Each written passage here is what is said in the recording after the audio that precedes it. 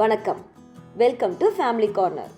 உங்களுக்கு இந்த வீடியோ பிடிச்சிருந்தா லைக் பண்ணுங்கள், கமெண்ட் பண்ணுங்கள், ஷேர் பண்ணுங்கள், சப்ஸ்கிரைப் பண்ணுங்கள். இன்னைக்கு மட்டன் கிரேவி எப்படி பண்ணுறது நம்ம பார்க்க போகிறோம்.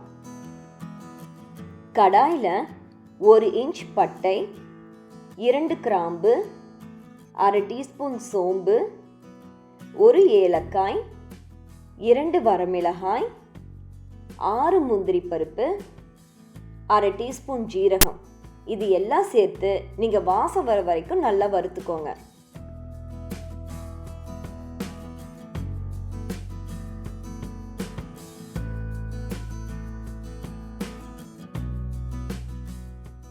நம்ம வறுத்து வச்சிருக்கிற பொருட்களை மிக்ஸி ஜாரில் கொரகொரப்பாக அரைச்சி எடுத்துக்கோங்க. அரைச்சி வச்சிருக்கிற மசாலா பொடி கூடவே ஒரு மீடியம் சைஸ் தக்காளியும் சேர்த்து பேஸ்ட் மாதிரி அரைச்சி எடுத்துக்க போகிறோம்.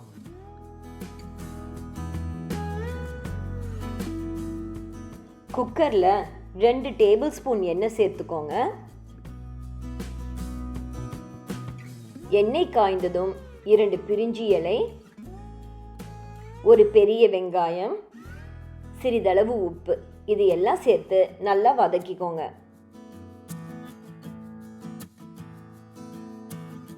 வெங்காயம் நல்லா வதங்கினதும் சுத்தம் பண்ணி வச்சிருக்கிற 1/4 கிலோ மட்டனை இதோட சேர்த்து அதையும் வதக்கிக்க போகிறோம்.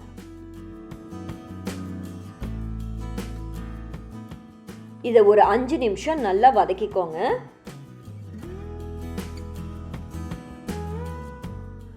அது கூடவே 1 டீஸ்பூன் இஞ்சி பூண்டு விழுது,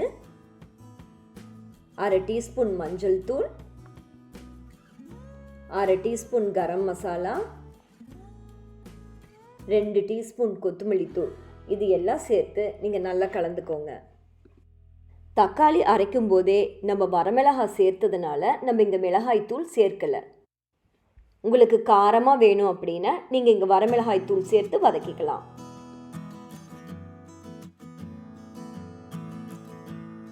மசாலா மட்டனோட நல்லா கலந்ததும் நம்ம அரைச்சி வச்சிருக்கிற தக்காளி பேஸ்ட்டை இது கூட சேர்த்துக்க போகிறோம். இது கொஞ்சம் கெட்டியாக இருக்கிறதுனால அது கூட கொஞ்சம் தண்ணி சேர்த்து கலந்துக்க போகிறோம்.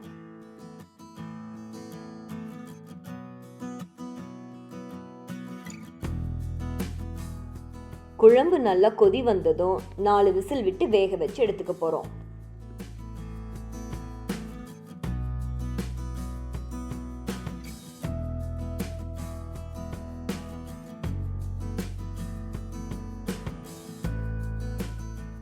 மட்டன் நல்லா வெந்துடுச்சு. அது மீடியம் ஃப்ளேமில் நம்ம மறுபடியும் ஒரு 5 நிமிஷம் வேக வச்சுக்க போகிறோம். குழம்பாக வேணும் அப்படின்னு நினைக்கிறவங்க இட்லி தோசைக்கு இந்த பதத்திலேயே நம்ம நிறுத்திடலாம்.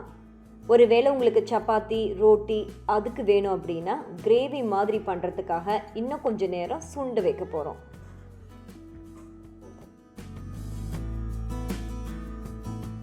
அரை டீஸ்பூன் மிளகை நம்ம ஃப்ரெஷ்ஷாக பொடிச்சு அதை கொதிச்சுட்டு இருக்க குழம்புல நம்ம சேர்த்துக்க போகிறோம். கிரேவி தயாரானதும் நம்ம கொத்தமல்லி தழை தூவி இறக்கிடலாம். மிக மிக சுவையான, எளிதான, ஆரோக்கியமான மட்டன் கிரேவி தயாராகிடுச்சு. இந்த ரெசிபியை நீங்களும் ட்ரை பண்ணி பாருங்கள். உங்களுக்கு பிடிச்சிருந்தா ஃப்ரெண்ட்ஸுக்கு ஷேர் பண்ணுங்கள். ஃபேமிலி கார்னருக்கு சப்ஸ்கிரைப் பண்ணுங்கள். நன்றி.